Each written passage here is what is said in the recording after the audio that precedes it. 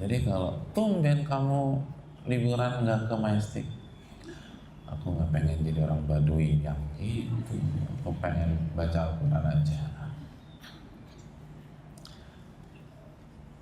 Lihat di lemariku tuh baju-bajuku udah banyak gitu. Jadi jangan hijab lagi, hijab lagi. Hijab tuh bagus kok gitu, tapi kan nggak harus ibu beli terus. Kadang-kadang udah ada 70 piece di rumah, 80 piece di rumah gitu. Ibu sekali pakai hijab double berapa? Kan cuma satu doang.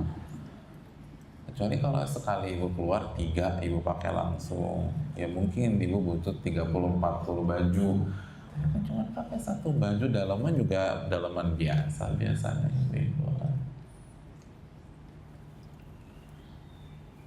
Kan tadi semua yang overdosis itu nggak bagus tuh.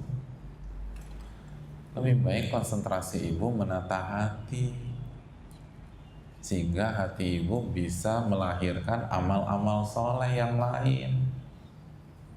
Begitu ya, Bu.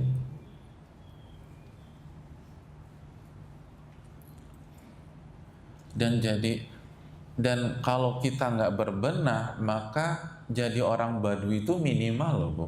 Minimal tuh. Kalau ibu tetap nggak berbenah atau kita nggak berbenah, bukan hanya jadi orang Baduy, nanti downgrade jadi orang-orang munafik. Munafik.